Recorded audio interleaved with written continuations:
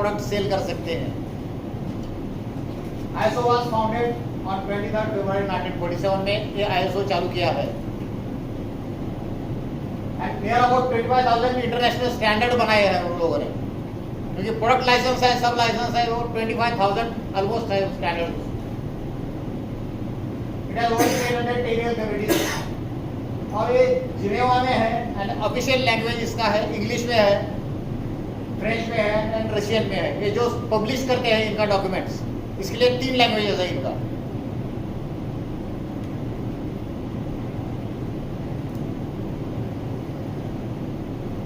फिनोलेस cables के पास अपने पास अभी IMS लिखा है यहाँ पे, इंटीग्रेटेड मैनेजमेंट सिस्टम।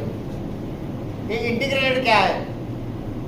पहले हमारे पास सिर्फ ISO 9000 था, that is for QMS, that is quality management system. 9001 हमारा क्वालिटी मैनेजमेंट सिस्टम के लिए है। बाद में हमने लिया ISO 14001, that is for environmental management system.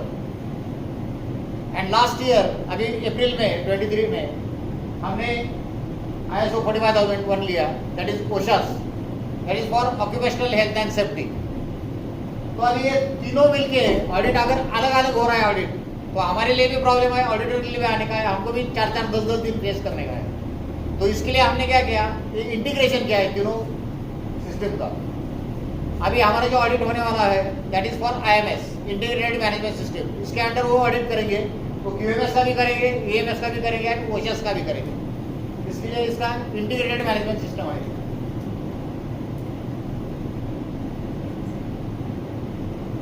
अभी इसमें मैनेजमेंट एक वर्ड है, मैनेजमेंट क्या हो सकता है? ये डिफरेंट है। मैनेजमेंट सिस्टम, मैनेजमेंट है can be defined as a process of getting work. Management क्या करता है? हमको एक कुछ टास्क देता है, उसको कंप्लीट करने का है, उसको मैनेजमेंट को। अब कैसा करने का है? That is required for achieving goals of an organization. हर एक ऑर्गेनाइजेशन के लिए कुछ गोल रहेगा। हमारा भी ऑर्गेनाइजेशन के लिए गोल है, हम केबल बनाते हैं, फिर उसका टारगेट रहेगा कुछ तो भी, तो कैसा बनाने का है, that is management. And in an efficient and effective manner. वो ऐसा भी कैसा भी नहीं बनेगा, बनाने का नहीं, टाइम बाउंड रहना चाहिए, इफेक्टिव भी चाहिए एंड इफिशिएंट चाहिए उसमें। Process implies the function of management. Management क्या करता है? प्लानिंग करता है, क्या बनाने का है। उसके बाद में ऑर्गेनाइज करता है, वो ऑर्गेनाइज मतलब कैसा करने का है। वो स्टाफिंग मतलब जो हमको स्टाफ जो भी काम करने वाला है वो डायरेक्टिंग एंड कंट्रोलिंग कैसा करने का है बताता है। उसके प्रोसीजर रहेगा, स्टैंडर्ड ऑपरेटिंग प्रोसेस रहेगा, SOPs रहेगी सबका, एंड उसके ऊपर उनका कंट्रोलिंग रहेगा। तो कंट्रोलिंग कैसा रह सकता है? हमारा वर्क इंस्ट्रक्शन रहता है वहाँ पे मशीन पे कोई भी, तो फॉलो कैसा करने का है हमको। तो दैट इज एक टोटल पूरा बनके मैनेजमेंट होता है। हम सिर्फ मैनेजमेंट बोलते हैं और मैनेजमेंट का डेफिनेशन ये पूरा इतना है। उसको ऑर्गेनाइजिंग करने का है, प्लानिंग करने का है, स्टाफिंग करने का है, डायरेक्टिंग करने का है, कंट्रोलिंग करने का है उसको।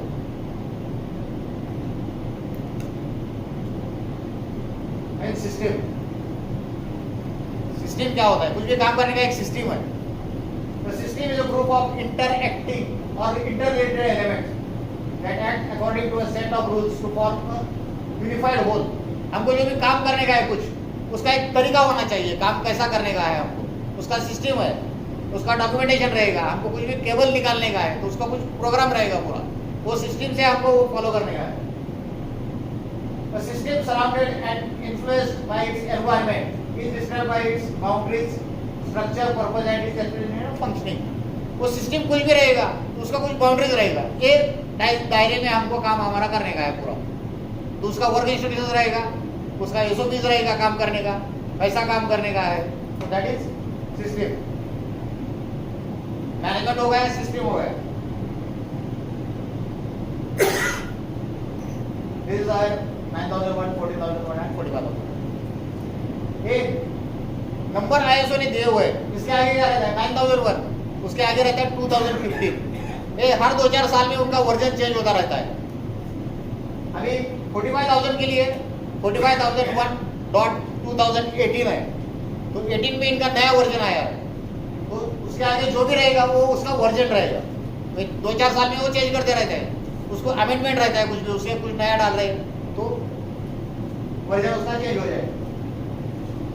9001 helps organization to implement quality management system। अभी हमारे इधर 9001 है, उसका QMS बोलते हैं आप, QMS, that is quality management system। and 14001, ये 14001 2015, 9001 2015 EMS, 14001 is EMS, that is for environmental management system। ये नाम है, हमारी कंपनी में हम फॉलो करते हैं, ये सबको मालूम होना चाहिए। What is QMS, what is IMS, what is EMS, what is OSHAS। And again अभी लास्ट ईयर हमने जो हमारा रिन्यूअल हो गया ऑडिट, रिन्यूअल में हमारा QMS एंड EMS था, तो उसमें हमने OSHAS ऐड किया। Occupational health and safety last year हमने लिया हुआ है, दैट इज 45001, उसका वर्जन है 2018। और this is related to occupational health and safety. मतलब क्या है इसका, जो भी हम काम कर रहे हैं वो काम करने का कुछ सिस्टम है और उस कुछ आपको फॉलो करने का है, रूल्स फॉलो करने का है। तो ऑक्यूपेशनल हेल्थ किसका अच्छा होना चाहिए, जो भी काम कर रहा है वर्कर्स, ये आर्मी इंजीनियर जो भी है, उनका हेल्थ अच्छा होना चाहिए। उन्होंने काम करते हो सेफ्टी के तरह से काम करने का है, सुरक्षित काम करने का है। That is for occupational health and safety 45001 उसके लिए है।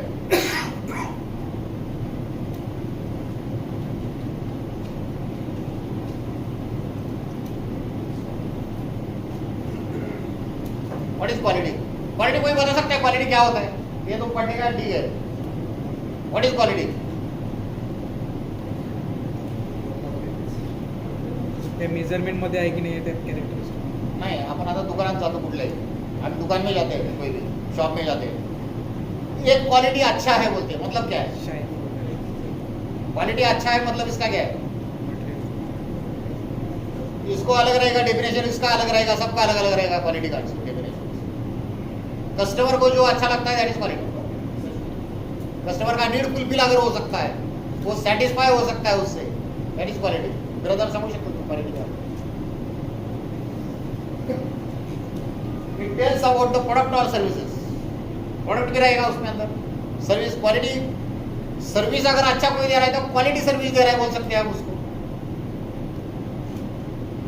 should be designed or developed to meet the customer's needs or wants.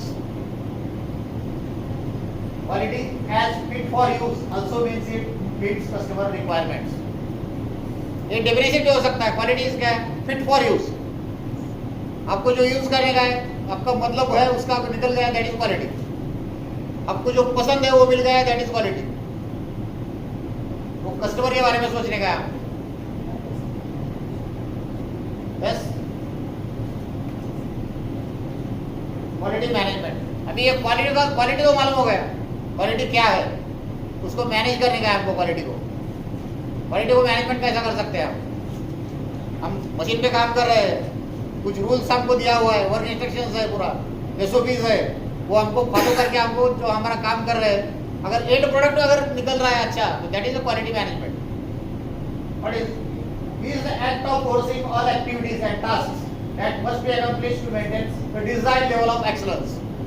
मतलब क्या है, हमको जो काम बताया है कैसा करने का है, वो अगर हम फॉलो नहीं कर रहे हैं तो you are not getting the product you want, वो क्वालिटी में अच्छा नहीं आएगा।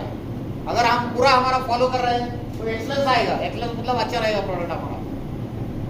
This includes the determination of quality policy. ये वर्ड अच्छा है, क्वालिटी पॉलिसी। किस किस को मालूम है अपने पास क्वालिटी पॉलिसी है? क्वालिटी पॉलिसी लिखा है आपने पास, इधर है, दिस इज IMS पॉलिसी। अभी पहले क्या था, हमारा क्वालिटी पॉलिसी था, एनवायरमेंटल पॉलिसी था। अभी OSHAS लेने के वक्त हमने क्या किया, तीनों का इंटीग्रेशन किया हमने, तो इसका मतलब IMS integrated management system policy ऐसा वर्ड आया। तो उसके अंदर कंपनी का एक पॉलिसी रहता है कि हमको क्या बाउंड्रीज में काम करने का है हमको। बाद में पॉलिसी है इसमें, वो बताएंगे बाद में। पॉलिसी में क्या क्या रहता है, क्वालिटी का कंसिडर करना पड़ेगा उसको, एनवायरमेंट कंसिडर करने का है हमको उसके अंदर, occupational health and safety consider करने का है। तो तीनों मिला के ऐसा पॉलिसी बनाने का है कि हमारा कंपनी क्या करता है उसके अंदर सब मालूम हो जाता है क्वालिटी पॉलिसी में। Quality policy creating and implementing quality planning and assurance. And quality control and quality improvement, ये सब वर्ड्स है। क्वालिटी एश्योरेंस, क्वालिटी एश्योरेंस मतलब क्या हो सकता है? हम किसी को एश्योर कर रहे हैं, तुम what you are giving, assure कर रहे हैं हम उसको, एक जो कस्टमर को चाहिए वो हम दे रहे हैं। क्वालिटी कंट्रोल, क्वालिटी कंट्रोल तो ये डिपार्टमेंट है। क्वालिटी कंट्रोल हो सकता है क्या? क्वालिटी क्या हो सकता है? क्यूए का क्यूसी, क्वालिटी कंट्रोल करायचं, क्वालिटी कंट्रोल पण करायचं, एश्योरन्स आहे ना, हे वर्ड आहे एश्योरन्स. आपण एश्योरन्स आता क्यूए क्यूसी वापरत नाही कोणी जास्त, आता क्यूए वापरतात maximum people are using QA, quality assurance. Quality control is that is quality control मतलब कुछ इंप्रूवमेंट कर रहा है उसके अंदर, कुछ एडिशन डाल रहा है, कुछ तो भी कर रहा है हर वक्त. और एश्योरेंस जब देते हैं हम, that is means we are giving 100% assurance to customer, that is QA.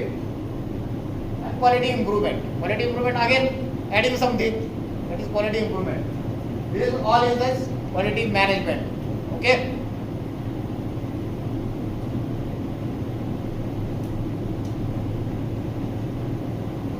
Quality objectives, किस किस को मालूम है क्वालिटी ऑब्जेक्टिव है आपके डिपार्टमेंट में? अगर आप रिस्पॉन्ड नहीं करोगे तो कुछ फायदा नहीं, आपको मालूम होना चाहिए.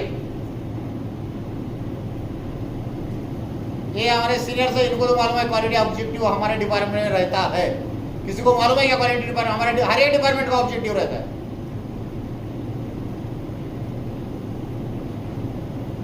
डिपार्टमेंट में अगर मेंटेनेंस का मैं बोलूंगा, मैं I am working in maintenance, तो मैं बता सकता हूँ मेरा क्वालिटी ऑब्जेक्टिव क्या है. मेरा ऑब्जेक्टिव है कि 5% का मशीन डाउन टाइम 5% से कम करने का है मुझे. दैट मीन्स मशीन का अप टाइम 95% रहना ही रहना है. That is my department objective.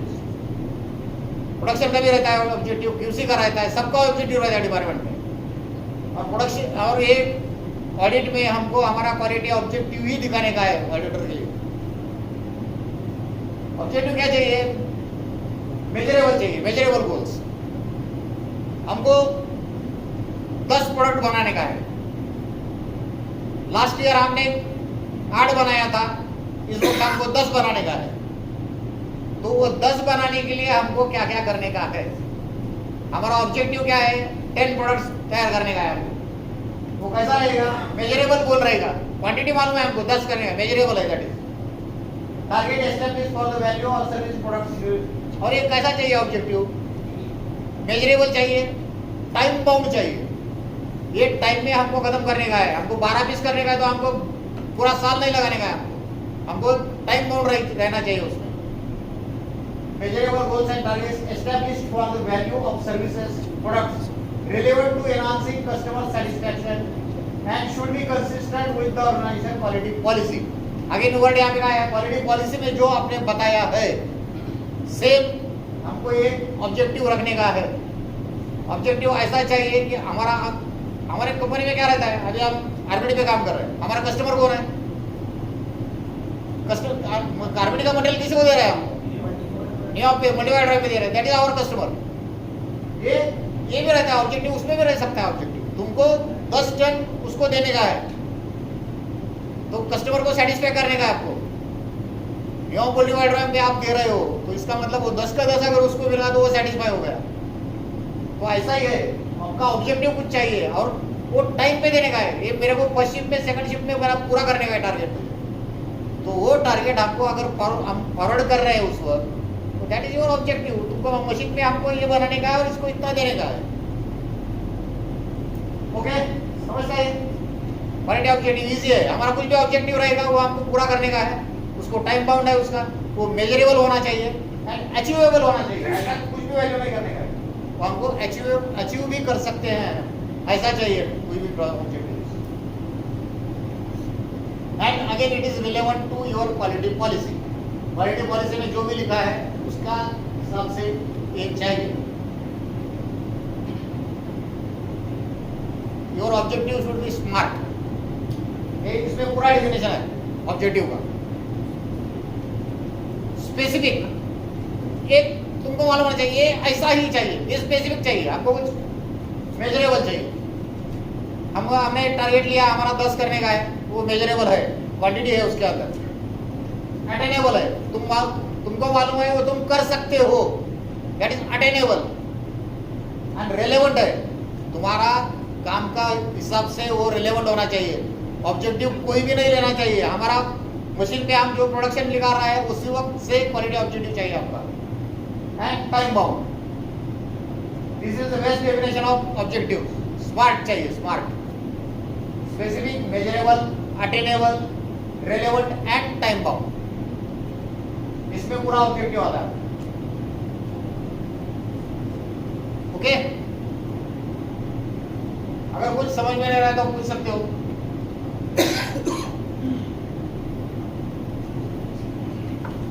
कितना इजी है। Customer is the king. हमारा प्रोडक्ट हमको बेचने का है, हम कस्टमर को दे रहे हैं, और कस्टमर इज आवर गॉड, हमारा वो परमेश्वर है हमारा, क्योंकि हमको बिजनेस करने का है। अगर वो सेटिस्फाई है तो सब कुछ ठीक है। Customer all over world demands for better quality product, service and competitive price. उसको प्राइस भी कॉम्पिटिटिव चाहिए। केवल तो 10 है मार्केट में, हमारा प्रोडक्ट आपको बेचने का है, उसका क्वालिटी भी अच्छा चाहिए, प्राइस भी अच्छा चाहिए। Competitive price, they rely on certification. Again certification क्या है? आईएसओ का सर्टिफिकेशन अपने पास चाहिए। हम कहीं भी प्रोडक्ट हमारा बेच नहीं सकते अगर हमारे पास सर्टिफिकेशन आईएसओ का नहीं है तो। हम भी बाहर से कुछ रॉ मटेरियल लेते हैं, कुछ लेते हैं, तो वो कंपनी से हम पूछते हैं तुम्हारे पास आईएसओ का सर्टिफिकेट है क्या? अगर उनके पास सर्टिफिकेशन है तो ही हम प्रोडक्ट लेते हैं उसका, अदरवाइज नहीं लेते उसके पास। तो वो भी हमको पूछेगा हमारे पास है क्या certificate. Competitive price, they rely on certification and inspection of the product. ISO 9000 ensures the effectiveness of quality management system. मतलब क्या है? कस्टमर को क्या चाहिए? हमारे पास सर्टिफिकेशन चाहिए। सर्टिफिकेशन है, इसका मतलब क्या है? सर्टिफिकेशन किसका है? वो आईएसओ का है। तो आईएसओ का अगर सर्टिफिकेशन हमारे पास है तो कस्टमर को लगता है वो क्वालिटी प्रोडक्ट है। Ensures the effectiveness of quality management system। आपने वो सिस्टम पूरा चालू किया है।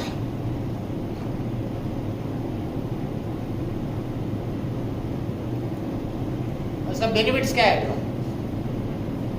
कस्टमर के लिए भी बेनिफिट हो सकता है, कंपनी के लिए हो सकता है, एम्प्लॉय के लिए हो सकता है। कंपनी के लिए क्या है? More effective operation, efficient operation हो सकता है। हमारे एसओपीस तैयार किया हमने काम करने के लिए, हमारे वर्क इंस्ट्रक्शंस है, सब कुछ ट्रेनिंग हुआ है पूरा सब कुछ। तो प्रोडक्ट कैसा निकलेगा? गुड क्वालिटी प्रोडक्ट निकलेगा मशीन में ऊपर से। तो कंपनी के लिए वो फायदा ही है। रिडक्शन इन वेस्ट, अगर हम पूरा हमारा सिस्टम फॉलो कर रहे हैं तो वेस्टेज में डेफिनेटली रिडक्शन हो सकता है। इंक्रीज इन प्रोडक्टिविटी, प्रोडक्टिविटी बढ़ सकती है। प्रोडक्टिविटी क्या है? आउटपुट इनपुट का रेशियो है। तुम्हारा प्रोडक्ट अगर अच्छा निकल रहा है, 100% तुम निकाल रहे हो, तो definitely productivity will be high. Increase customer satisfaction and retention, वो तुम तुम्हारे कस्टमर को दे रहे हो तो कस्टमर तुम्हारा सेटिस्फाई रहेगा और वो कंटिन्यू आपके पास आता रहेगा। वो रिटेंशन में हो सकता है कस्टमर तुम्हारा, वो दूसरी तरफ जाएगा नहीं है। अगर तुम क्वालिटी प्रोडक्ट उसको दे रहे हो तो इधर उधर जाएगा ही नहीं। वो एक कंपनी के लिए फायदा हो गया, कस्टमर के लिए क्या हो सकता है? अगर इतना सब कुछ हम फॉलो करने के बाद अगर कुछ प्रोडक्ट बना रहे हैं तो receive product and services of non quality system, वो जो भी प्रोडक्ट उसको मिल रहा है वो that is under ISO 9001 product, वो सर्टिफिकेशन है उसके पास, उसको मालूम हो सकता है कि ये क्वालिटी फॉलो कर रहे हैं, इसका मतलब वो प्रोडक्ट अच्छा है। कॉन्फिडेंस इन कंपनी गुड, उसको कॉन्फिडेंस भी रहेगा। अगर फिनोलेक्स का प्रोडक्ट कुछ ले रहा है कस्टमर, हमको मालूम है दिस इज गुड क्वालिटी, तो उसको खातरी है उसको प्रोडक्ट के बारे में, ये प्रोडक्ट अच्छा ही रहेगा। ये कस्टमर के लिए फायदा है, उसका बेनिफिट है। एम्प्लॉय क्या है? एम्प्लॉय के लिए एसओपी बना सकता है, उसका रोल्स एंड रिस्पॉन्सिबिलिटी मालूम रहेगा, उसका वर्क इंस्ट्रक्शंस रहेगा, एसओपीज रहेगा उसके लिए, और उसको मालूम है ये हमारे इसमें बॉर्डर में ही काम करने का है, तो उसका एफिशिएंसी भी बढ़ेगा। Reduce stress level due to efficient management system. हमने अगर ये सिस्टम पूरा तैयार किया है तो एक ऑपरेटर के लिए, मशीन ऑपरेटर के लिए कुछ प्रॉब्लम नहीं हो सकता है कि उसके अंडर उसको प्रोडक्शन निकालने का है। अगर हमारा सिस्टम प्रॉपर अगर नहीं है, अगर उसको कुछ बताया ही नहीं है तो प्रोडक्ट कैसा निकालेगा? वो क्वालिटी का प्रोडक्ट आएगा ही नहीं। तो ये पूरा हमको ISO अगर हम लेते हैं, उसका सिस्टम फॉलो करते हैं, तो एम्प्लॉय के बेनिफिट है, उसका रोल, उसका रिस्पॉन्सिबिलिटी मालूम होता जाएगा एंड प्रोडक्ट भी अच्छा निकलेगा। ये पूरा बेनिफिट्स है पूरा। ये बेनिफिट्स बताया दिखाए, बेटर सर्विस कस्टमर के लिए, अच्छा सर्विस अच्छा मिलेगा, एफिशिएंसी बढ़ेगा। क्या लिखा है? Make decisions based on facts instead of guess work. Facts पे काम करने का है हमको, जो हुआ है उसके ऊपर काम करने का है, हमको गेस करने का नहीं है। कुछ हुआ है, अगर प्रोडक्ट अच्छा नहीं निकल रहा है तो दैट इज फैक्ट। ये निकलता है, ऐसा ही होता है, ऐसा गेस करने का नहीं है। एफिशिएंसी बढ़ेगा, उससे प्रोडक्टिविटी बढ़ेगा। Cost, reduce the risk of costly errors और मिस्टेक्स। अगर हम सिस्टम फॉलो कर रहे हैं तो डेफिनेटली प्रोडक्ट का कॉस्ट कम हो सकता है। हमारा कॉस्ट क्यों बढ़ता है प्रोडक्ट का? ये सब वेस्टेज है। मशीन पे देखने का है कैसा चालू है, मशीन क्या है, उसको अगर आप देखते गए, हमारा वेस्टेज कम किया, हमने रिवर्क कम किया, तो जो भी एक्स्ट्रा कॉस्ट वो प्रोडक्ट पे जा रहा है, अगर वो कम होता है तो definitely we will reduce our cost of product. हमारा प्रोडक्ट का कॉस्ट हम कर सकते हैं। अगर बढ़ रहा है तो कुछ तो भी प्रॉब्लम है। प्रॉफिट बढ़ेगा। तो bottom line is that QMS improve profitability, satisfied customer। ये सब होने के बाद हमारा अगर कस्टमर सेटिस्फाई होता है तो हमारा कंपनी का बिजनेस भी बढ़ेगा, हमारा क्वालिटी इंप्रूव होगा, हमारा मोरल भी अच्छा रहेगा, क्योंकि हम सिस्टम के अंदर काम कर रहे हैं। तो हमको मालूम है हम जो भी कर रहे हैं वो ठीक तरह से कर रहे हैं। Good product we are giving to our customers.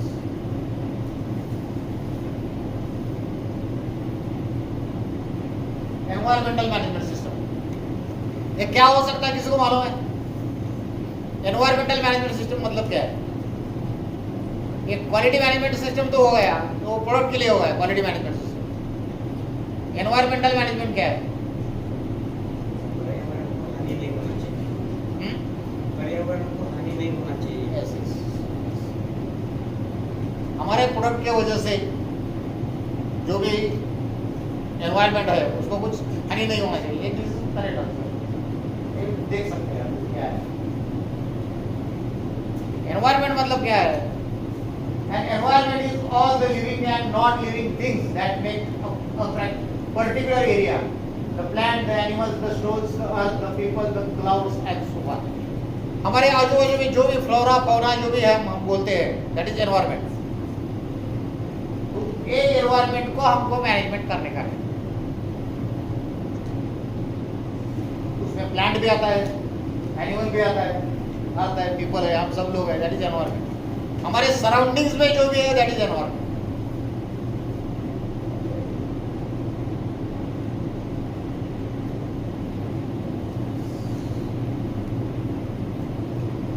EMS के अंडर हमारे कंपनी में हम जो भी प्रोडक्ट बनाते हैं वो प्रोडक्ट के वजह से कुछ एनवायरनमेंट में हार्म होता है क्या? अगर होता है तो हमको कंट्रोल करने का है उसको, दैट इज मैनेजमेंट सिस्टम। वो सिस्टम को मैनेज करने का है। Minimize harmful effects on the environment caused by its activities. मतलब कंपनी में जो भी हम एक्टिविटी कर रहे हैं उसकी वजह से अगर एनवायरनमेंट में कुछ फर्क पड़ रहा है, कुछ एडवर्स इफेक्ट हो रहा है उसका, तो वो कंट्रोल करने का है। To perform to applicable regulatory requirements. क्या है ये रेगुलेटरी रिक्वायरमेंट? क्या हो सकता है? हमको गवर्नमेंट ने कुछ रूल्स बनाया है, हमारे गवर्नमेंट ने उसका रूल्स है रेगुलेटरी रूल्स। मतलब हमको अगर पानी का कुछ हम डिस्चार्ज कर रहे हैं, पानी का वो बाहर जाके नदी में कंटेमिनेशन कर रहा है, तो पानी कैसा क्वालिटी नदी में जा रहा है, हमारा वेस्टेज कहाँ पे जा रहा है, कुछ को कुछ गवर्नमेंट ने नॉर्म्स बनाए हैं, कुछ नियम बनाए हैं, कायदे कानून बनाए हैं, तो उसको हमको फॉलो करने का है। That is regulatory requirements. Government ने एनवायरमेंटल के लिए कुछ तो भी नियम बनाए हुए रहते हैं, तो उसके वजह से उसके साथ हमको काम करने का है। Achieve continual improvement of its environmental performance. अभी हम क्या करते हैं यहाँ पे, हम कुछ देखा है क्या आपने? कभी आपने कुछ मशीन लगाया है, हमारे इधर नाइट्रोजन कितना है, ऑक्सीजन कितना है, हम हर बार चेक करते रहते हैं यहाँ पे पूरा मशीन कंपनी में। अगर ये छोटा ही मशीन रहता है यहाँ पे, कभी भी लगा सकते हैं हम, कभी भी लगाते हैं, तो हम मेजर करते हैं हमारे इधर आजू बाजू में क्या हो रहा है, हमारा कुछ डिस्चार्ज हो रहा है क्या, कुछ इमिशन होता है क्या कुछ, तो उसके बाद हमारे पास रिकॉर्डिंग रहता है, पूरा रीडिंग रहता है उसके बाद। आप लोगों ने देखा होगा कई बार मशीन लगाया हुआ, अभी एक्सट्रूडर में फ्यूम्स जाता है, वो फ्यूम्स में कुछ भी रहेगा तो वो भी कितना जाता है, क्या होता है, परसेंटेज क्या रहता है उसका, वो भी रिकॉर्ड करते हैं हम लोग। एनवायरमेंटल मैनेजमेंट, ये रिसोर्स यूज करते हैं। रिसोर्स के बारे में कुछ मालूम है क्या, रिसोर्सेज यूज करते हैं आप? रिसोर्स क्या हो सकता है?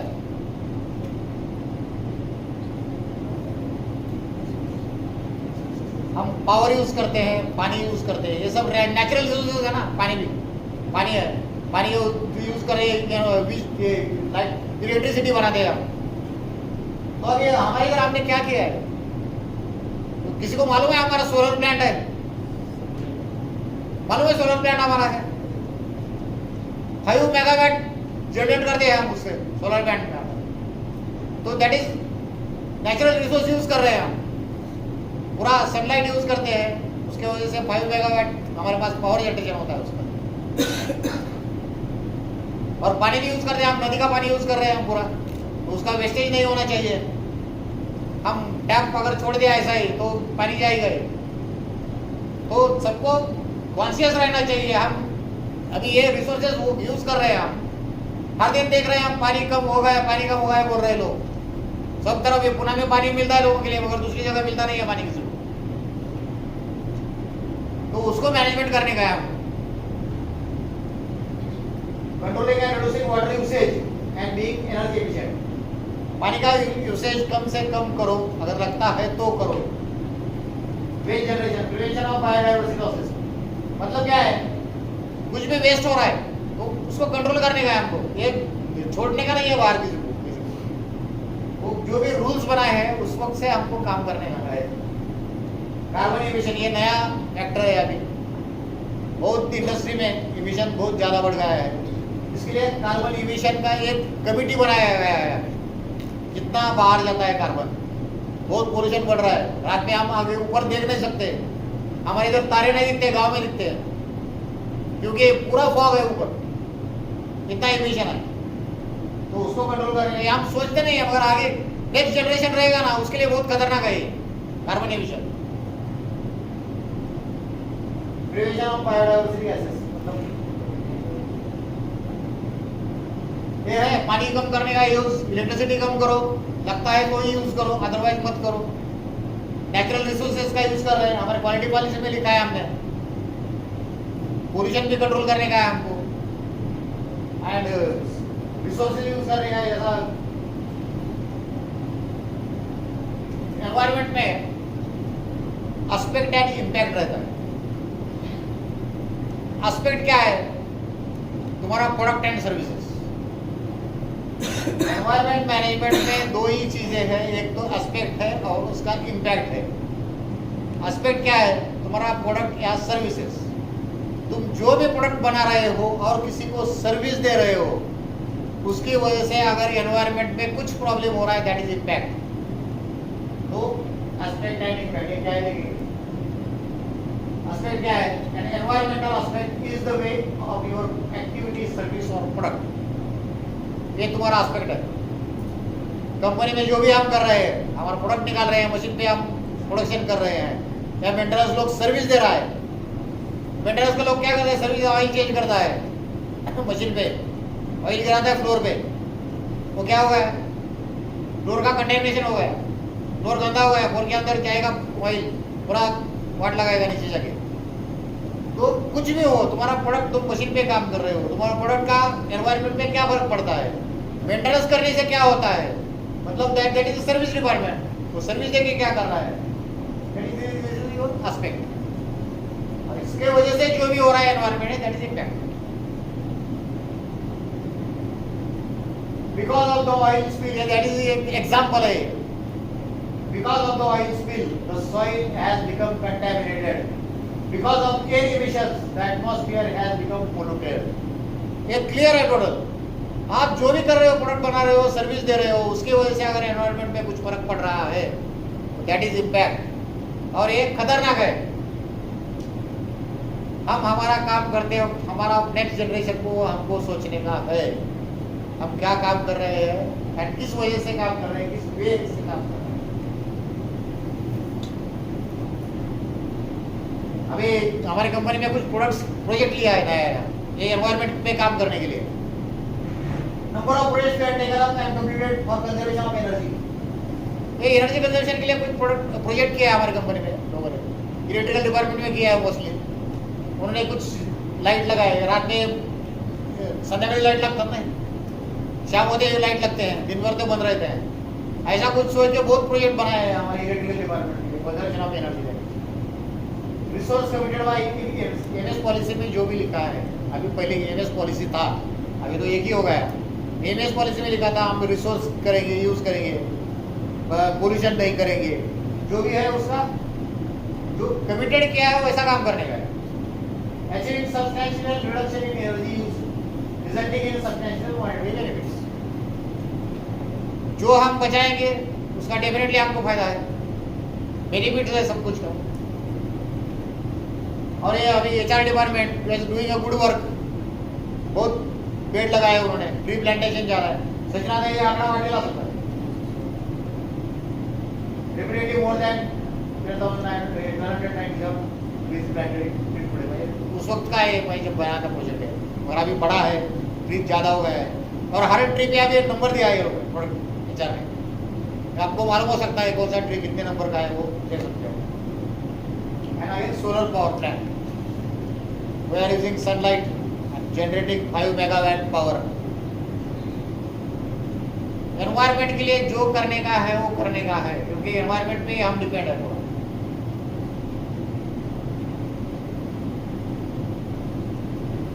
Occupational health and safety, occupational health मतलब ऑक्यूपेशनल मतलब हम जो काम कर रहे हैं, हमारा जॉब जो है, that is our occupation. Occupation जब काम कर रहे हैं तो हमारा शरीर कैसा होना चाहिए, तंदुरुस्त होना चाहिए, एंड हमको सेफ्टी मैनेजमेंट फॉलो करने का है। सेफ्टी का जो रूल्स बनाया है वो फॉलो करने का है।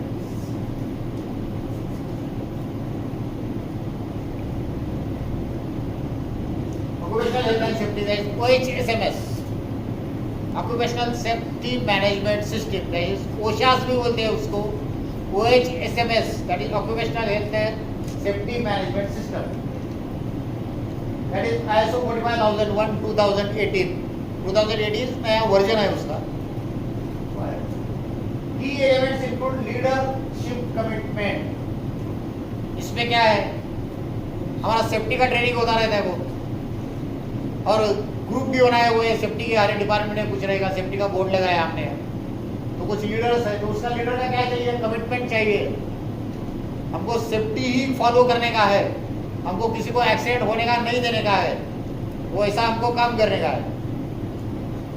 वर्कर पार्टिसिपेशन, ये QMS में नहीं है, EMS में नहीं है, this word worker participation. Worker मतलब वर्कर नहीं है, those who are working in the company that is our worker. जो भी काम कर रहा है दैट इज वर्कर। ऐसा कुछ नहीं है कि मशीन पे काम कर रहा है वो वर्कर है, ऐसा कुछ नहीं। और उसका पार्टिसिपेशन होना चाहिए। हम कुछ सेफ्टी का कमिटी बनाते हैं, तो कमिटी में हमको काम करने का है, उनका मीटिंग अटेंड करने का है, जो भी होता है उसको फॉलो करने का है। और हमको दिखता है कुछ इधर प्रॉब्लम होने वाला है कुछ, तो वो बताने का है। एक्सीडेंट होने से पहले बताया तो दैट इज वो बेनिफिशियल रहेगा। हमको मालूम है इधर कुछ होने वाला है तो पहले ही बताने का है, होने के बाद बताने कुछ फायदा नहीं।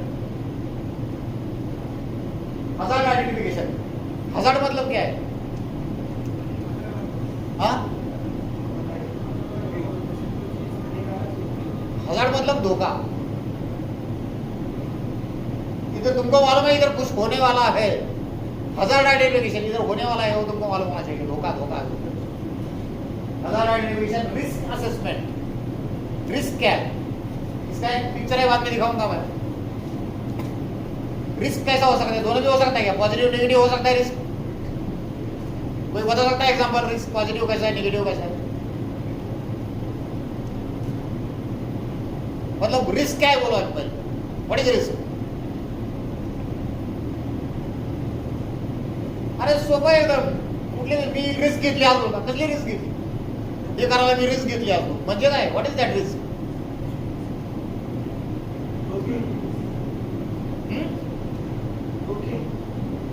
हा ठीक आहे ना, बरोबर आहे.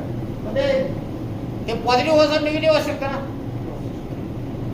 एखादी गोष्ट काहीतरी पडते खाली, आता समजा कुठलं काहीतरी पटकन जाऊन केलं, ती रिस्क आहे, माहिती आपल्याला ते पडणार आहे खाली, तरी पण आपण जाऊन त्याला काही कंट्रोल केलं म्हणजे ते बेनिफिशियल झालं ना रिस्क. आणि ते पडलं तर ते अवघड आहे सगळं. दोन्ही असू शकतं ना, ते रिस्क पडलं तर प्रॉब्लेम आहे, नाही पडलं तर चांगलं आहे.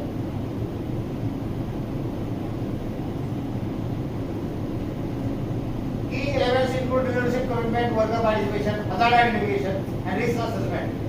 Legal and regulatory compliance.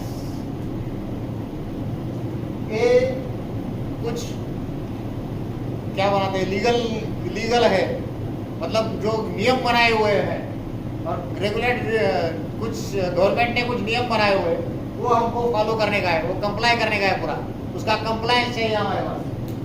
Emergency planning, अगर कुछ हो गया वो इमरजेंसी प्रिपेयर्डनेस प्लान है हमारे पास. मालूम है किसी को? सब तरफ लगाया हुआ है, हर एक डिपार्टमेंट में शॉप फ्लोर पे है emergency preparedness plan.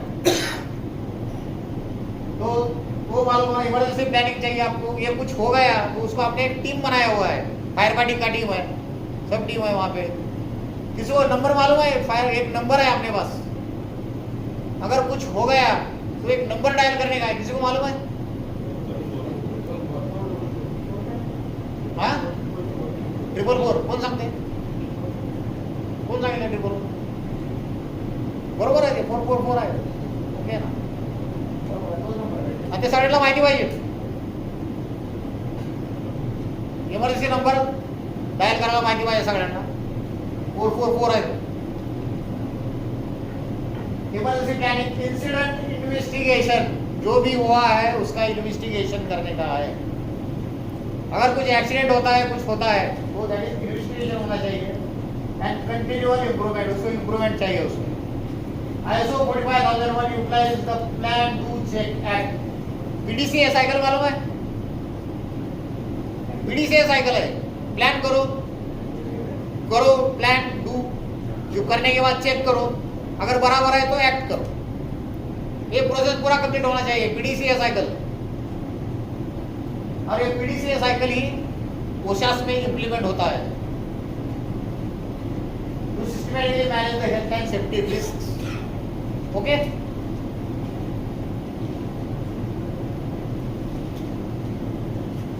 hazard identification and risk assessment, ये ओशास का मेन डॉक्यूमेंट है. इसको हीरा बोलते हैं. हीरा काय? हीरा आहे असं तसं नाही, ते हीरा वेगळा आहे. तो HIRA is hazard identification and risk assessment. Hazard क्या है? वो आइडेंटिफाई करने का है, एंड रिस्क उसके ऊपर असेस करने का.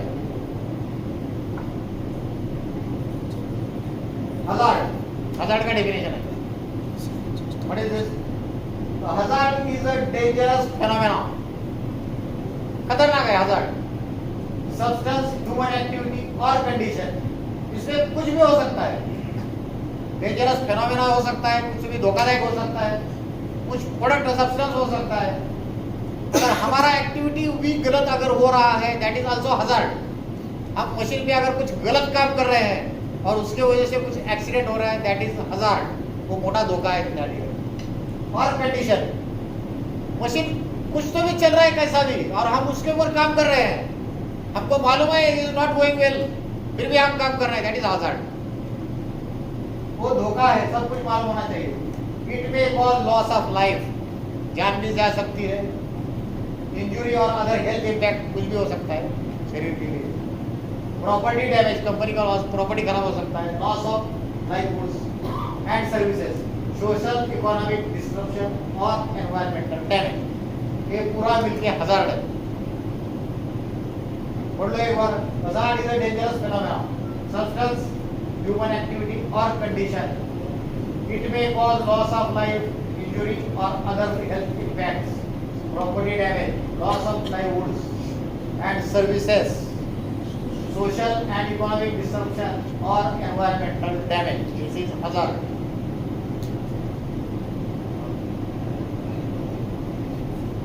Types of hazard. Basic hazard category है, फिजिकल हो सकता है, हम जो काम कर रहे हैं उसके से धोखा हो सकता है, काम नहीं हो सकता है। केमिकल, हम कुछ केमिकल यूज कर रहे हैं, दैट इज आल्सो हैजार्ड हो सकता है उससे। बायोलॉजिकल है। एर्गोनॉमिक मतलब क्या है? हमारा एक्शंस, हम जब काम करते हैं तब हम कैसा भी काम करते हैं, कैसा कुछ चीज उठाने का है तो कैसा उठा रहे हैं हम, कुछ का पीछे का कुछ लेने का है तो ऐसा मुड़ गया, ऐसा कुछ भी लेंगे, दैट इज एर्गोनॉमिक्स। तुम्हारा शरीर का हलचल कैसे कर रहे हो और उसके वजह से कुछ प्रॉब्लम हो रहा है तो that is also hazard, ergonomics बोलते हैं। साइकोलॉजिकल, तुम काम कर रहे हो, तुम्हारे दूसरी तरफ है ध्यान पूरा, इधर काम कर रहे हो तो दुनिया दूर का सोच रहे हो दूसरा ही कुछ, that is also hazard. And behavioural, तुम्हारा तुम कैसा काम करते हो, तुम्हारा तरीका कैसा काम करने का है, तुम्हारा बिहेवियर कैसा है, वही दैट इज आल्सो हजार्ड। ये पूरा हजार्ड का टाइप्स है। ये तो हजार्ड हो गए। आगे बाद में आता है रिस्क असेसमेंट। हजार्ड देखो, फिजिकल है, केमिकल है, biological, ergonomic, psychological and behavioural. Okay,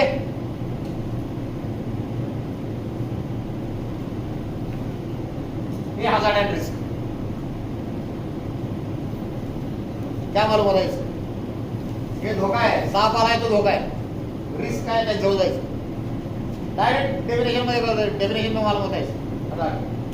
best example of to understand difference between hazard and risk, this is hazard. हमको साफ दिख रहा है दैट इज वो धोखा है, और उसके बाद जाने का क्या है, रिस्क है। हजार्ड आता है हीरा में, ओशियास में, रिस्क आता है क्यूएमएस में। मालूम होगा हजार्ड रिस्क?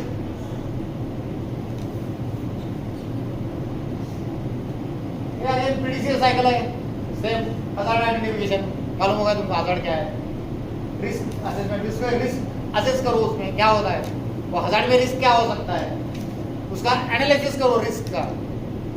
अगर सांप के जाने के बाद मेरे को क्या हो सकता है, दैट इज एनालिसिस। उसको अगर हम पकड़ेंगे तो क्या हो सकता है, मॉनिटर एंड रिव्यू। ऐसा मत करो कुछ भी, तो सांप के पास जाने का नहीं, किसी को भी मालूम होना चाहिए सिर्फ हजार्ड है। रिस्क पीडीएस है, hazard identification, risk assessment, risk analysis, monitor and review. हमारा काम ऐसा होना चाहिए। कुछ भी काम करने का हमको धोखा मालूम है तो उससे वजह से क्या क्या हो सकता है। अगर हमको कुछ रिस्क मिला, एनालिसिस करने के बाद मिला कुछ, ऐसा करने के बाद कुछ ठीक हो सकता है, that is monitor and review. Continue monitoring करो, कुछ लगता है तो रिव्यू करो। Okay, this is cycle.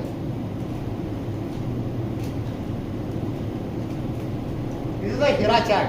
अभी हर एक डिपार्टमेंट का हीरा चार्ट है, अभी दिखेगा ना आपको, मैं बताऊंगा क्या है। एवरी डिपार्टमेंट में एक्टिविटी नोट डाउन किया हुआ रहता है। डिपार्टमेंट का हीरा रहता है, डिपार्टमेंट का, हर एक डिपार्टमेंट का। एक्टिविटी में है हमारे मेंटेनेंस का प्रिवेंटिव मेंटेनेंस इज एक्टिविटी। मेरे डिपार्टमेंट में क्या है, preventive maintenance is activity, breakdown maintenance is activity. तो प्रिवेंटिव मेंटेनेंस करने के वक्त क्या क्या हो सकता है वो फाइंड आउट करने का। क्या हो सकता है, उसका सब एक्टिविटी क्या हो सकता है। प्रिवेंटिव एक्टिविटी मैं कर रहा हूँ, प्रिवेंटिव मेंटेनेंस, उसके अंदर मेरे को क्या करने का है, ऑयल फिलिंग करने का, दैट इज सब एक्टिविटी। अगेन ऊपर कुछ काम करने का, वर्क हाइट पे काम करने का, मुझे मशीन पे ऊपर जाके कुछ डालने का, कुछ काम करने का है, ये सब एक्टिविटी हो गया। एक्टिविटी कैसा है, रूटीन एक्टिविटी है। Every day we are work doing this, routine activity है हमारा, ये आ रहा है उसमें।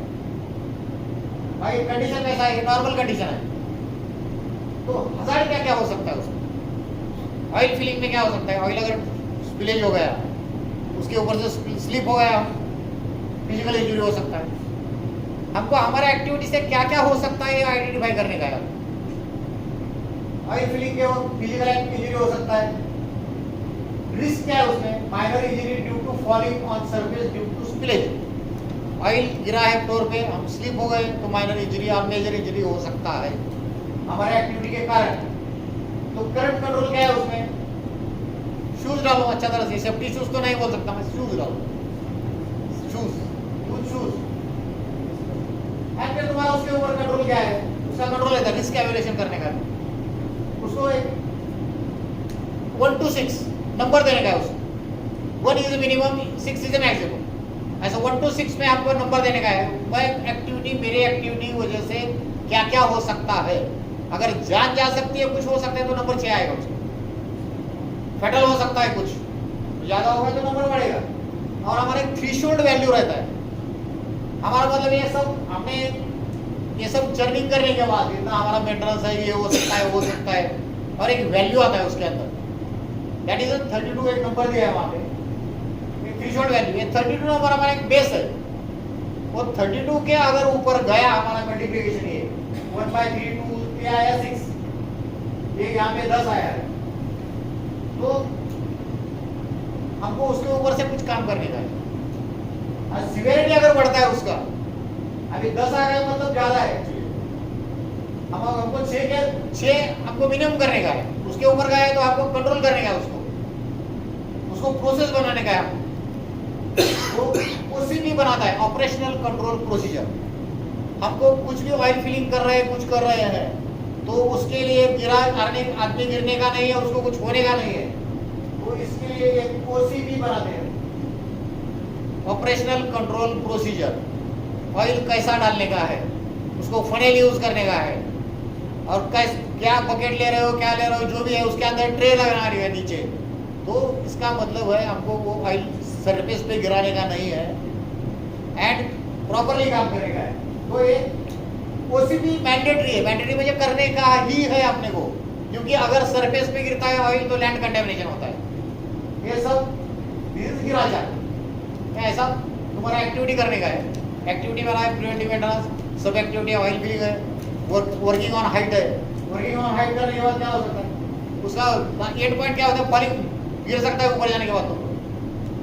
तो उसके लिए क्या है, कंट्रोल क्या है, करंट कंट्रोल मेरे पास क्या है, ladder is available to work, सीढ़ी चाहिए काम करने के लिए।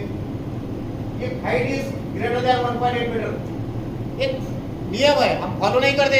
1.8 मीटर के ऊपर अगर काम करने का है, हमको सेफ्टी ऑफिसर से परमिशन लेना पड़ता है, एक नोट देना पड़ता है उसको, वर्क परमिट बनाने का रहता है उसका, एक सिस्टम है उसके लिए। 1.8 मीटर के ऊपर काम करेगा तो काम तो करते हैं, पर generally this is the rule. 1.8 meter के ऊपर रहेगा तो सेफ्टी ऑफिसर का परमिशन लेना पड़ता है। Scaffolding arrangement whether required, PPE safety belt use करने का है। मेंटेनेंस का आदमी अगर ऊपर काम करने का कर रहा है तो उसको सेफ्टी बेल्ट कंपलसरी है।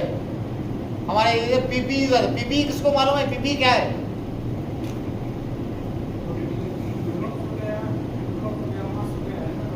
हाँ वो तो है, पीपीई क्या है, PPE personal protective equipments. PPE में सेफ्टी बेल्ट है, हेलमेट है, सेफ्टी शूज है, ये सब यूज करने का है हमको। ये हीरा शीट में आता है। क्यूएमएस में रिस्क असेसमेंट है, रिस्क एंड अपॉर्चुनिटी है क्यूएमएस में, यहाँ पे हजार्ड है, हीरा शीट है। सेफ्टी पीपीएस है, डिपार्टमेंट लिस्ट आउट किया हुआ है, हर डिपार्टमेंट में क्या क्या पीपीएस यूज करने का है उसके ऊपर लिखा हुआ है। और हमारे हर शेड में ये बोर्ड लगाया हुआ है, हम देखते हैं नहीं मालूम नहीं।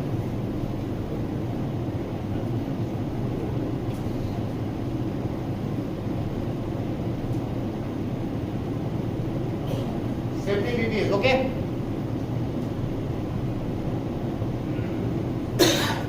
सेफ्टी पीपीएस गॉगल, बिल्डिंग अगर कोई कर रहा है तो गॉगल यूज करने का है उसको, हैंड ग्लोव यूज करने का है, और ईयरफोन्स है।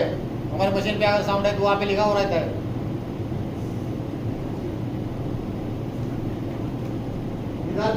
हेलमेट है उसके अंदर, और ये हमारे पास है कंपनी में, अगर यूज कर रहे हैं तो कर सकते हो आप।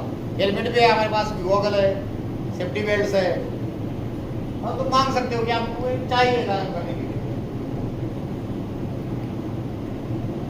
हेल्थ चेकअप कैंप, अभी ये ऑक्यूपेशनल हेल्थ सेफ्टी के अंडर ये आता है। हेल्थ चेकअप कैंप क्या है, एवरी ईयर का दोनों every year health checkup camp करता हो, ब्लड डोनेशन भी रहता है उसके अंदर।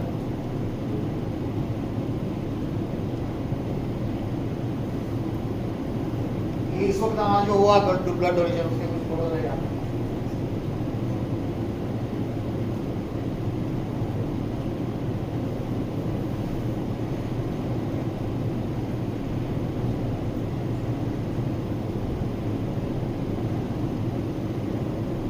इसका है क्या फोटो इसका?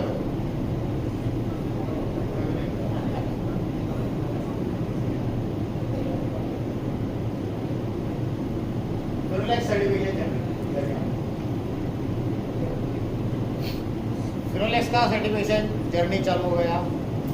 QMS पहले हमने लिया कंपनी में, क्योंकि ये कंपलसरी था प्रोडक्ट के लिए। ये ISO का सर्टिफिकेट नहीं लिया तो हमारा प्रोडक्ट नहीं लेता है, तो इसलिए हमको QMS के लिए जाना पड़ा। तो QMS हमने लिया 1994 में। 1994 ISO 9002 था उस वक्त, ये वर्जन भी चेंज होते रहता है। मार्च 24 to 27 ISO 9002।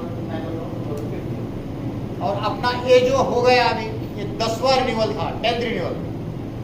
ये रिन्यूअल क्या रहता है, हर 3 साल में रिन्यूअल रहता है हमारा सर्टिफिकेशन। मार्च 1994 में हमको QMS मिला है।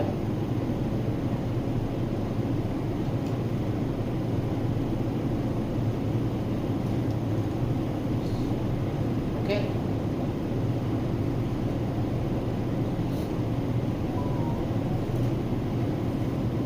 EMS सर्टिफिकेशन बाद में QMS लेने के बाद EMS भी कंपल्सन हो गया।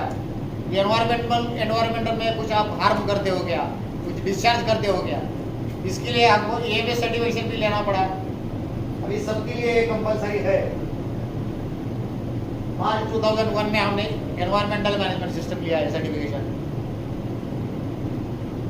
उस वक्त 14,001 1996 था इसका वर्जन, आता तो 2050 में 14,001 2050।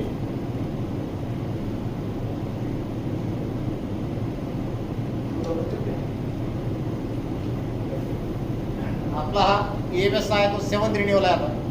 QMS 10वं रिन्यूअल होतं, EMS आता 7वं रिन्यूअल झाला। म्हणजे बहुत साल हो गए हम you are using this ISO certification. और आपको ये सब मालूम होना चाहिए, you are working last year 25-30 years from here. OSHA का ये अभी लिया आपने सर्टिफिकेशन 45,001 2018 मार्च 24 में लिया सर्टिफिकेशन। ये जब लेते हो हमने IMS किया, तीनों मिला के एक किया, occupational health system management system, safety management. This is our IMS policy. हमने तीनों मिला के इंटीग्रेटेड मैनेजमेंट सिस्टम पॉलिसी बनाया है। पहला क्या है, Finolex Cables Limited is engaged in the design and manufacturing of various types of electrical communication cables and accessories। Accessories add किया बाद में। Finolex Cable क्या क्या करता है, डिजाइन करता है, मैन्युफैक्चर करता है various types of electrical and communication cables. Accessories में क्या क्या आता है हमारे, हम फैन बनाते हैं, अभी स्विचेस बनाते हैं, गीजर बनाते हैं, that is all accessories. Policy में जो है वो कंपनी काम करता है, ये पॉलिसी इज आवर हार्ट। इसमें we at Finolex FCL in our best for excellence, हमारा काम का तरीका वैसा है, shall continuously meet and exceed the requirements of the customer। हमारे कस्टमर का रिक्वायरमेंट हम फॉलो करता है, फुलफिल करते हैं। and other interested parties related to an integrated quality, health, safety management and environment management। QHSE बोलते हैं, quality, health, safety and environment management. ये तीनों का मिला के हम फॉलो करते हैं। This shall be the primary responsibility of our personnel at all levels। ये हमारा सबका कर्तव्य है कि हम ये सब फॉलो करने का है, क्वालिटी, एनवायरमेंट एंड OSHA सबका है, all level at all levels to further this. ये करने के लिए हमको क्या करने का है, we commit to the following, हम ये कमिट करते हैं, ये एश्योरेंस करते हैं सबके लिए। We will provide products of the highest quality, हम गुड क्वालिटी का प्रोडक्ट देंगे, हाईएस्ट क्वालिटी का, टाइमली डिलीवरी करेंगे, कस्टमर को टाइमली डिलीवरी भी चाहिए, and achieve customer satisfaction. Delivery अगर प्रॉपर दिया हमको, कस्टमर सेटिस्फाई हो गए। Second thing, we will consult with and encourage all employees to take responsibility। हम हमारे वर्कर्स को, हमारे इंजीनियर्स को कंसल्ट करेंगे और रिस्पॉन्सिबिलिटी ले ले अच्छा काम करने का, गुड क्वालिटी प्रोडक्ट करने का है। एंड एक्टिवली पार्टिसिपेट, वो उसमें पार्टिसिपेट करने का है। Quality health and safety management system उसमें पूरा आएगा। Quality health and safety and environmental efforts जो भी हम कर रहे हैं वो सब इसमें आना चाहिए। We will comply with applicable QHSE legal regulation and other requirements to which FCL subscribes. ये सब नियम हमको फॉलो नहीं करने का है। FCL जो काम करता है, प्रोडक्ट करता है, निकलता है, उसका जो भी लीगल रिक्वायरमेंट है वो हमको फॉलो करना है।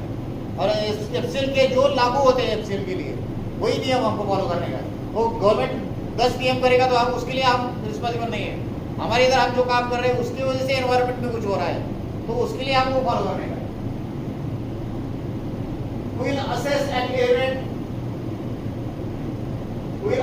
element occupational health and safety hazards to provide safe and healthy working conditions for the prevention of work-related injury and ill health.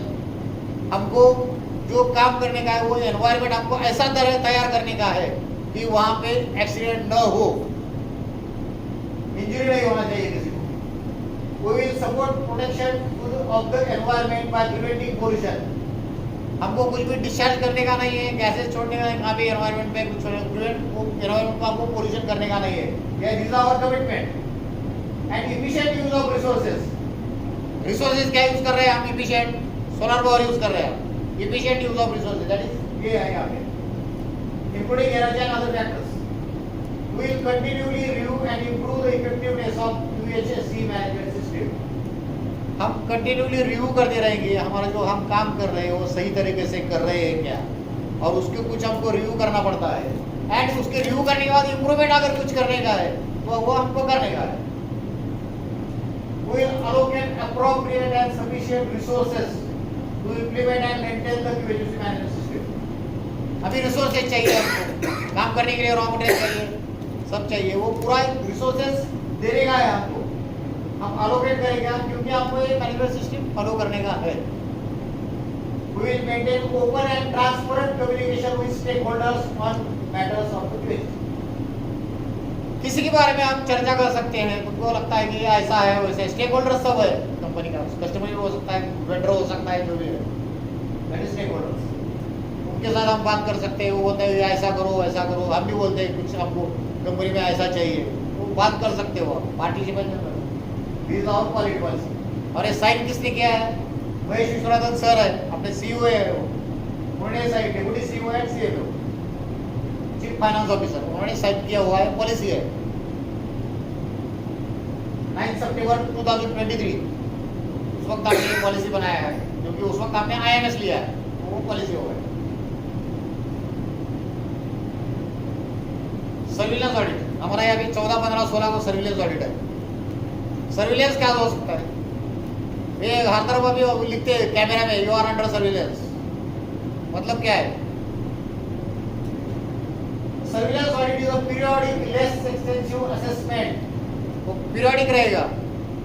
हमारा सर्टिफिकेशन तो मिल गया हमको ओशस का, IMS का सर्टिफिकेशन हो गया हमारा मार्च 24 में, वो 3 साल के लिए हमको सर्टिफिकेशन मिला है। मगर एवरी ईयर, हर साल में हमको सर्विलेंस ऑडिट करने का है, क्योंकि हमको जो बताया गया है, हम बोल रहे हैं कि ये हम वो फॉलो करेंगे, अब ये करेंगे वो करेंगे, जो आपने बहुत बोला रहता है हम ऐसा ऐसा करेंगे, तो वो फॉलो कर रहे हैं कि नहीं, ये चेक करने के लिए सर्विलेंस ऑडिट रहता है। और ये सर्विलेंस ऑडिट कौन करता है? Bureau of Indian standard, that is BIS। हमारा सर्टिफिकेशन किसका है? BIS का है। ब्यूरो ऑफ इंडियन स्टैंडर्ड ने आपको सर्टिफिकेशन दिया हुआ है, सर्टिफिकेशन पूरा है, तो वो लोग आते हैं 1 साल में चेक करते हैं कि हम जो बताया है करने का है वो करते हैं क्या नहीं। ऑडिट कुछ नहीं रहता है। ऑडिट क्या रहता है? हम बोलते हैं हम 10 प्रोडक्ट निकालेंगे, और 10 प्रोडक्ट कैसा निकालेंगे? ये फॉलो करेंगे, OCP फॉलो करेंगे, ये फॉलो करेंगे, वो करेंगे, और वो कुछ नहीं करते हैं, तुम्हारा एविडेंस चेक करते हैं। तुम 10 फॉलो करने के लिए बोले हैं, 10 किया है कि नहीं? अगर 9 किया है तो 1 क्यों नहीं किया है?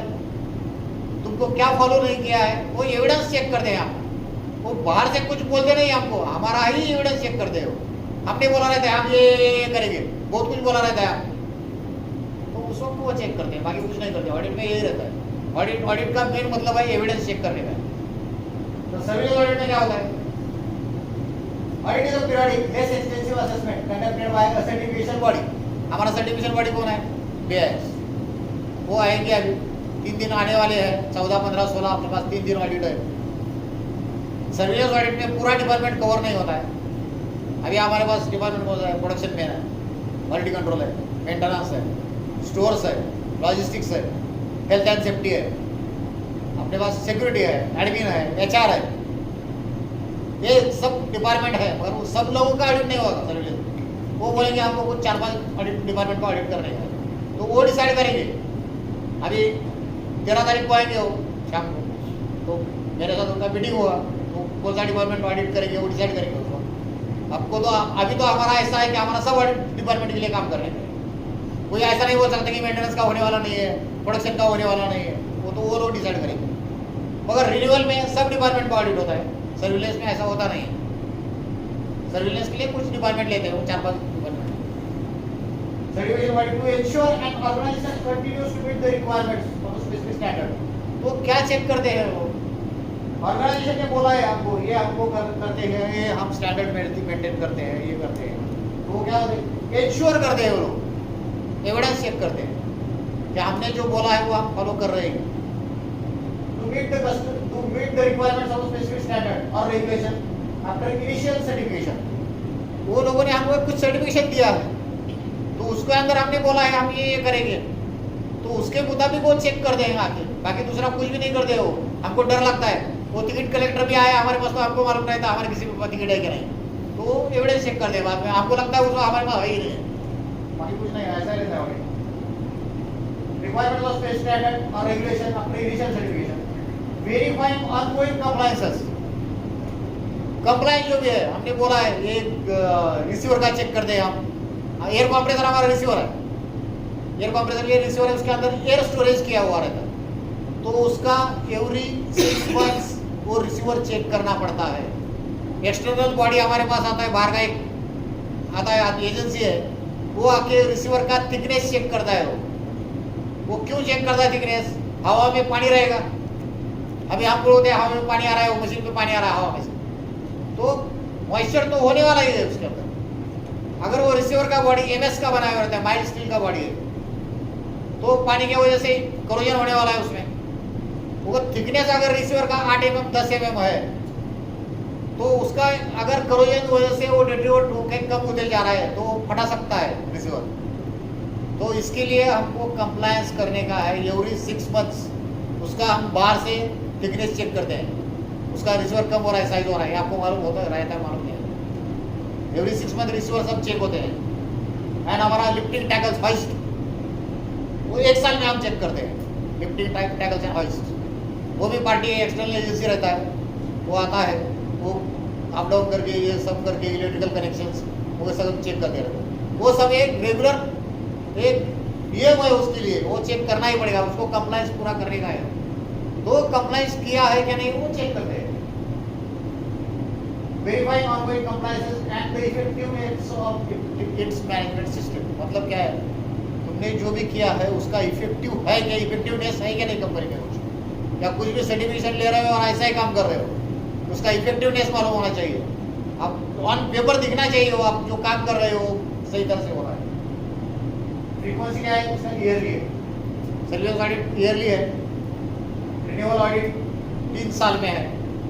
अभी हमारा 24 में हो गया, अभी 27 में रिन्यूअल रहेगा हमारा.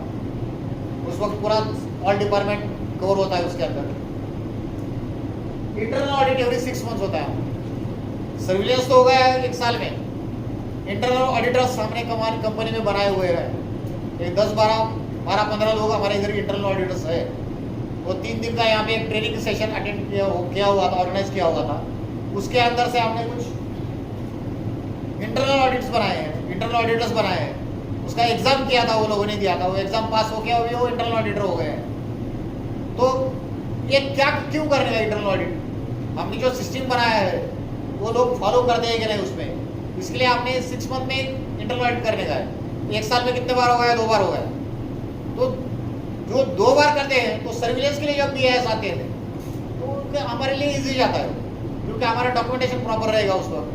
मैं अगर 6 महीने 1 साल में हम 2 बार कर रहे हैं तो सर्विलेंस के लिए जाने के लिए हमको कुछ प्रॉब्लम नहीं रहता है.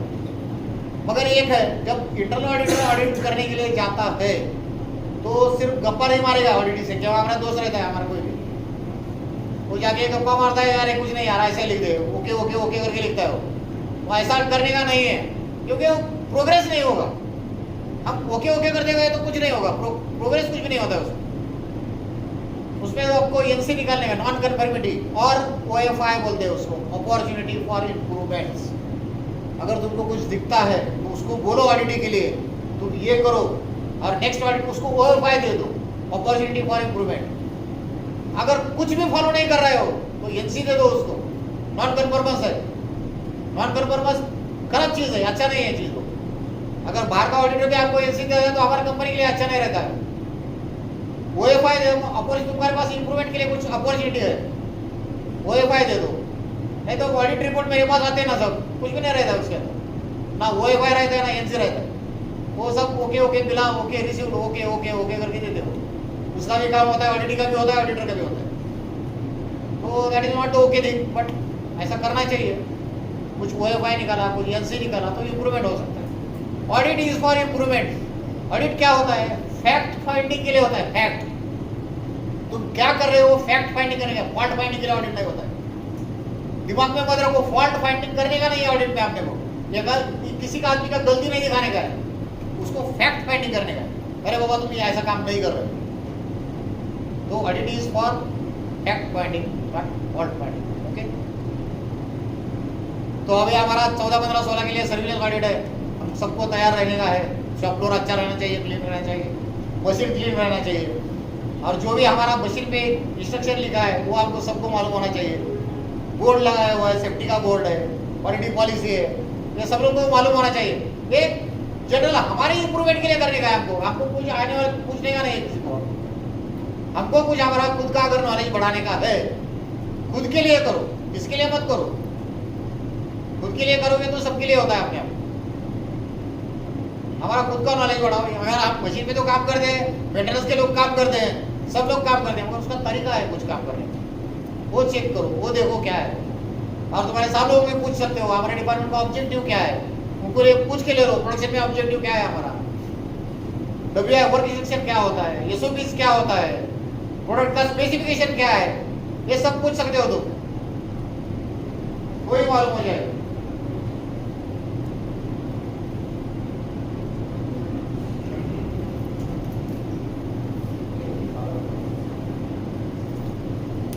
Thank you.